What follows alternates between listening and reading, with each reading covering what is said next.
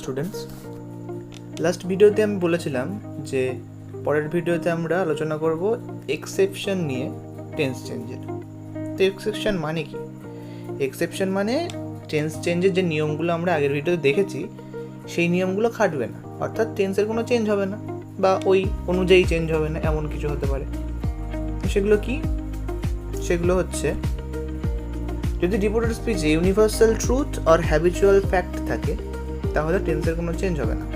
Universal truth মানে কি? চিরন্তন সত্য। হ্যাবিচুয়াল ফ্যাক্ট মানে হচ্ছে অভ্যাসগত কোনো একটা ঘটনা বা ব্যাপার। ঠিক আছে। নেক্সট, যদি reported speech past historical fact content করে, ঠিক আছে, মানে রিপোর্টেড স্পিচে পাস্ট হিস্টোরিক্যাল ফ্যাক্ট রয়েছে এমন যদি হয় তাহলেও সেক্ষেত্রে কোনো চেঞ্জ হবে না টেন্সের। যদি রিপোর্টেড স্পিচ দুটো কাজ একই সময়ে ঘটছে এমন বোঝায় তাহলেও সেক্ষেত্রে টেন্সের কোনো চেঞ্জ হবে না। If reported speech have to actions to be happening at a time when there is no change in the tense. If reported speech has some imagined condition or unreal past tense, then there is no change in the tense.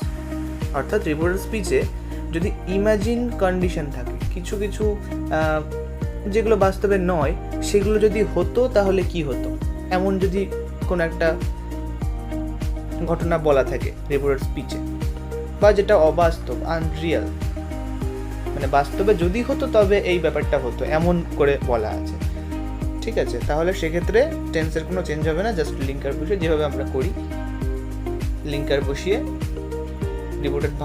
Reporting ভার্বে যা change হয় সেগুলো করবো এবং linker বসিয়ে reported স্পিচটা যা আছে লিখে দেবো। যদি রিপোর্টেড স্পিচ এগুলো কন্টেন্ট করে, কোনগুলো? এই হ্যাড প্লাস V3 মানে কি? V3 মানে হচ্ছে ভার্বের থার্ড ফর্ম। অ্যান্ড থার্ড ফর্মটা কি জিনিস? থার্ড ফর্ম হচ্ছে ভার্বের পাস্ট পার্টিসিপল ফর্ম। যদি টু প্লাস ইনফিনিটিভ কন্টেন্ট করে, যদি উড, কুড, শুড ইত্যাদি এইসব ওয়ার্ডের মতো কতগুলো ওয়ার্ড যদি কন্টেন্ট করে তাহলে সেক্ষেত্রে টেন্সের কোনো চেঞ্জ হবে না। এইগুলোর প্রত্যেক ক্ষেত্রেই শুধুমাত্র লিঙ্কার বসিয়ে রিপোর্টিং ভার্বের যেরকম চেঞ্জ হয়, যদি সেড টু থাকে তাহলে টোল্ড হয়, যদি সেজ টু থাকে তাহলে টেলস হয়, সেই সবগুলো করবো। তবে রিপোর্টেড স্পিচে কোনো চেঞ্জ করবো না, কোনো টেন্সের কোনো চেঞ্জ হবে, যা টেন্স আছে তাই টেন্সই বসিয়ে দেবো, ঠিক আছে। এইগুলোর ক্ষেত্রে এই হবে।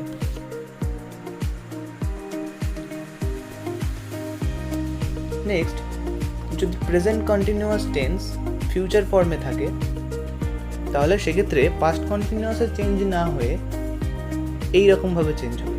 কীভাবে? Would be plus present participle হবে। মানে কি? যদি প্রেজেন্ট কন্টিনিউয়াসটা থাকতো, আমরা আগের দিন নিয়মে দেখেছি যে প্রেজেন্ট কন্টিনিউয়াস থাকলে সেটা পাস্ট কন্টিনিউয়াসে চেঞ্জ হয় রিপোর্টেড স্পিচটা। কিন্তু এখানে বলা আছে যদি প্রেজেন্ট কন্টিনিউয়াসটা ফিউচার ফর্মে থাকে, অর্থাৎ তার মানেটা যদি ফিউচার ফর্মে বোঝায়, তাহলে সেটাকে ইনডাইরেক্ট স্পিচে চেঞ্জ করার সময় রিপোর্টেড স্পিচটা এরকম লিখতে হবে যে সাবজেক্টটা তো বসাতেই হবে, সাবজেক্টের পরে উড বি বসাবো এবং তারপরে প্রেজেন্ট পার্টিসিপল বসাবো, তারপরে অবজেক্ট, এইরকমভাবে চেঞ্জ হবে। Next, past indefinite or past continuous in adverb clauses of time do not change in the corresponding past tense. অর্থাৎ আগেরটার মতনই, যেমনটা চেঞ্জ হয় বলা ছিল, পাস্ট ইনডিফিনিট যেমন পাস্ট পারফেক্টে, পাস্ট কন্টিনিউয়াস যেমন পাস্ট পারফেক্ট কন্টিনিউয়াসে চেঞ্জ হতো আগের নিয়ম অনুযায়ী, এক্ষেত্রে হবে না যদি অ্যাডভার্বিয়াল ক্লজে থাকে, ঠিক আছে। Next, would, rather, would sooner, had better remains unchanged. অর্থাৎ এই ওয়ার্ডগুলো যদি থাকে রিপোর্টেড স্পিচে সেক্ষেত্রেও আনচেঞ্জড থাকবে।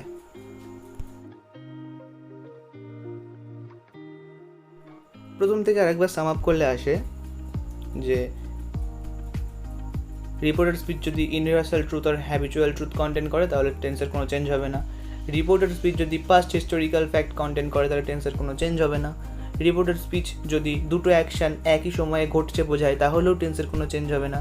রিপোর্টেড স্পিচে যদি ইমাজিনেড কন্ডিশন আর আনরিয়াল পাস্ট টেন্স থাকে সেক্ষেত্রেও কোনো টেন্সের চেঞ্জ হবে না। এইগুলো কিন্তু মাথায় রাখতে হবে আমাদের ন্যারেশন চেঞ্জ করার সময়। রিপোর্টেড স্পিচে যদি এই ওয়ার্ডগুলো থাকে, এই জিনিসগুলো থাকে, যে had plus V3, to plus infinitive এবং এই সব সমস্ত ওয়ার্ডগুলো থাকে, would, could, should, must, might, or to, use to, এগুলো যদি থাকে সেক্ষেত্রেও টেন্সের কোনো চেঞ্জ হবে না। নেক্সট আমরা দেখেছি present continuous tense used as a future form becomes would be plus present participle, not past continuous tense. অর্থাৎ আগের নিয়ম অনুযায়ী চেঞ্জ হবে না। এক্ষেত্রে আরেকটা past indefinite or past continuous tense in adverb clauses of time do not change in the corresponding past tense. যেমনটা আগে হতো, প্রেজেন্ট পাস্ট ইনডিফিনিটটা পাস্ট পারফেক্টে চেঞ্জ হতো, আর পাস্ট কন্টিনিউয়াসটা পাস্ট পারফেক্ট কন্টিনিউয়াসে চেঞ্জ হতো। এক্ষেত্রে হবে না যদি অ্যাডভার্ব ক্লজ অফ টাইমে থাকে।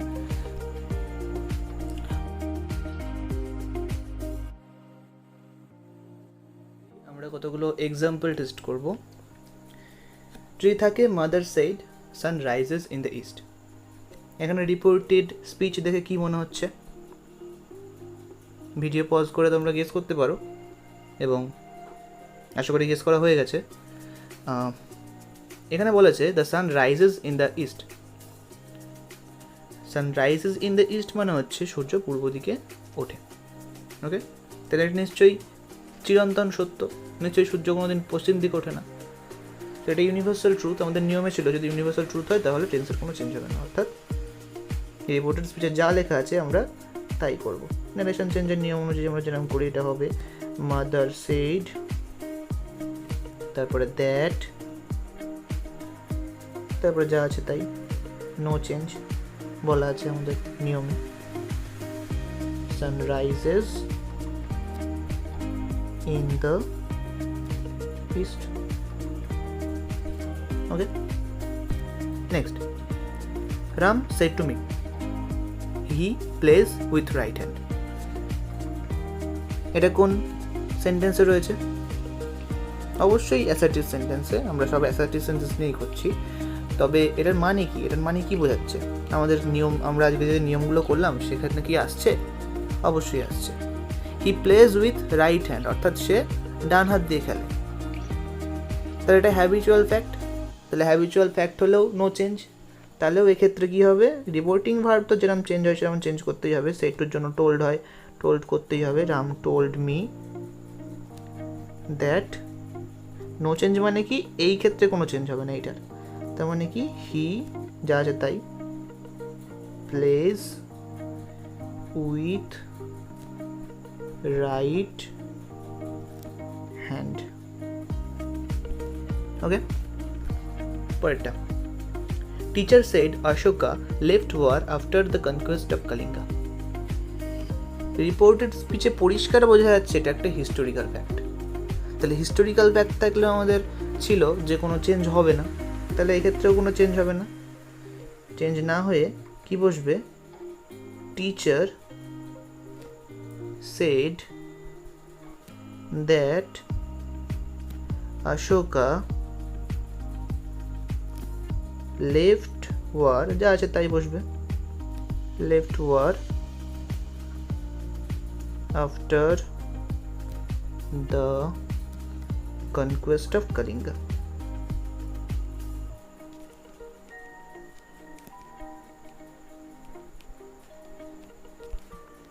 আশা করি বোঝা গেছে। আমরা পরের এক্সাম্পলে যাই। He said my mother was making lunch when I was studying. Video pause করে নিজেরা আগে করার চেষ্টা করো, এটা না পারলে দেখে নেবে অবশ্যই। এখানে রিপোর্টেড স্পিচে বলা আছে মাই mother was making lunch when I was studying. অর্থাৎ কটা কাজ রয়েছে? মাই মাদার ওয়াজ মেকিং লাঞ্চ এবং আই ওয়াজ স্টাডিং, দুটো কাজ একসাথে হচ্ছে। আমরা ছিল যে দুটো কাজ একসাথে যদি হয় তাহলে সেক্ষেত্রে কোনো চেঞ্জ হবে না। তাহলে হি সেড তারপর দ্যাট মাই মাদার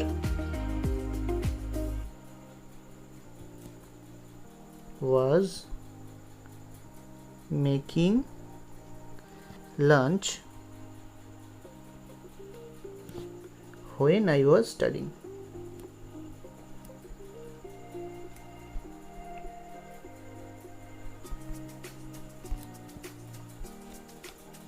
সহজ জিনিস, আশা করি ক্লিয়ার হয়েছে। আমরা পরের এক্সাম্পলে যাচ্ছি। এখানে রিপোর্টেড স্পিচে কি বলা আছে? বলা আছে if I were rich I would help that poor man. তার মানে বোঝাচ্ছে কি, অর্থাৎ যে লোকের কথা বলা হচ্ছে সে নিশ্চয়ই ধনী নয়, সে নিশ্চয়ই রিচ নয়, অর্থাৎ ইমাজিন কন্ডিশন আমরা বলেছিলাম, আশা করি মনে পড়ছে, নিয়মে পড়েছিলাম। যদি ইমাজিন কন্ডিশন থাকে সেক্ষেত্রেও কোনো চেঞ্জ হয় না, তাই তো? তাহলে এই ক্ষেত্রে আনচেঞ্জ থাকবে, লিঙ্ক হিসেবে অবশ্যই দ্যাট বসবে, ঠিক আছে? এটা ভিডিওতে করে দেখাবো না, এটা তোমরা করবে, একটা তোমাদের জন্য থাকলো। আমরা পরের ইয়েতে করে চলে যাচ্ছি। আগের যে এক্সাম্পলটা তোমাদের করতে দিলাম সেটা করে কমেন্ট করবে, তাহলে বুঝবো যে হয়েছে। Next, she said to me if you should obey your orders. You should obey your orders. আমরা বলেছিলাম যে যদি রিপোর্টেড স্পিচটা শুড, উড, মাস্ট, মাইট এইসব যদি ওয়ার্ড কোনো একটা কন্টেন্ট করে তাহলে সেক্ষেত্রেও কোনো চেঞ্জ হয় না। এখানে শুড কন্টেন্ট করেছে, তাহলে সেক্ষেত্রেও কোনো চেঞ্জ হবে না। তাহলে এই ক্ষেত্রেও এক্সাম্পল অ্যান্সারটা হবে she told me that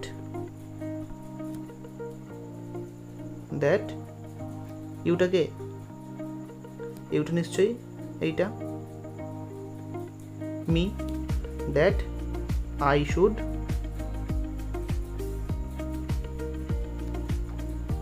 ওবে, ইয়োরটাকে আমি, অর্থাৎ মাই এল্ডার্স। প্রোনাউন চেঞ্জ তো হবেই, টেন্সের কোনো চেঞ্জ হবে না, এটা বলা হয়েছে, ঠিক আছে? এই এক্সাম্পলের রিপোর্টেড স্পিচে দেখা যাচ্ছে যে লেখা আছে I am seeing the doctor next week, অর্থাৎ আমি সামনের সপ্তাহে ডাক্তার দেখাচ্ছি। তার মানে এটা কি? এইটুকু দেখে মনে হচ্ছে এটা প্রেজেন্ট কন্টিনিউয়াসে রয়েছে এবং এটা ফিউচার ফর্মে রয়েছে।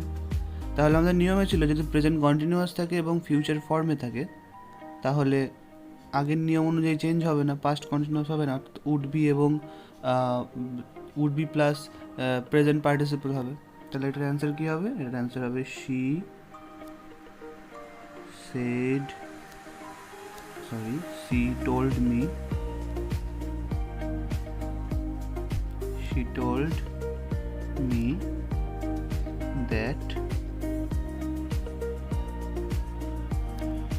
told me that she would be seeing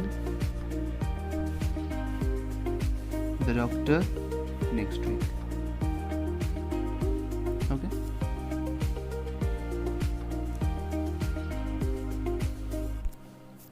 Simple, নিয়মে ছিল। For example, she said, when I was living in a village, I faced a lot of hardships. অর্থাৎ বলছে আমি যখন গ্রামে বাস করতাম তখন আমি অনেক কঠোর পরিস্থিতির সম্মুখীন হয়েছিলাম। এইখান থেকে কি বোঝাচ্ছে? ভিডিও পজ করে একটু ভাবো। আমাদের নিয়মে ছিল past indefinite or past continuous tense in adverb clauses of time do not change in the corresponding past tense. অর্থাৎ পাস্ট ইনডিফিনিট আর পাস্ট কন্টিনিউয়াস টেন্স আমাদের নিয়মে, টেন্স চেঞ্জের নিয়মে কী ছিল? পাস্ট ইনডিফিনিটটা চেঞ্জ হয় পাস্ট পারফেক্ট টেন্সে অ্যান্ড পাস্ট কন্টিনিউয়াসটা চেঞ্জ হয় পাস্ট পারফেক্ট কন্টিনিউয়াস টেন্সে। তাই এটা রয়েছে পাস্ট কন্টিনিউয়াস টেন্সে, আমরা দেখতেই পাচ্ছি I was living in a village বলা আছে, তাহলে এটা পাস্ট কন্টিনিউয়াস টেন্সে রয়েছে। তাহলে সেক্ষেত্রে কারেসপন্ডিং চেঞ্জেসগুলো হবে না। তাহলে এটার ক্ষেত্রে কী হবে? এটার ক্ষেত্রে চেঞ্জ না হয়ে যা আছে তাই হবে, অর্থাৎ she said that when she was living in a village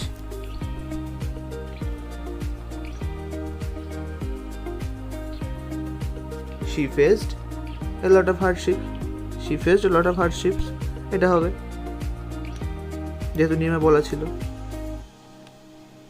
আশা করি বোঝা গেছে। নেক্সট এক্সাম্পল, আমরা পড়েছিলাম যে উড রাদার, তারপরে উড সুনার অ্যান্ড হ্যাড বেটার, এই টাইপের কিছু ওয়ার্ড যদি আমরা রিপোর্টেড স্পিচ কন্টেন্ট করে, আমাদের রিপোর্টেড স্পিচ কন্টেন্ট করে, তাহলে সেক্ষেত্রে কোনো চেঞ্জ হবে না। আর চেঞ্জ না হলে আমরা জানি কি করতে হবে, আমাদের জাস্ট দ্যাট বসিয়ে এটা লিখে দিতে হবে। তাহলে করতে হবে he said that he would rather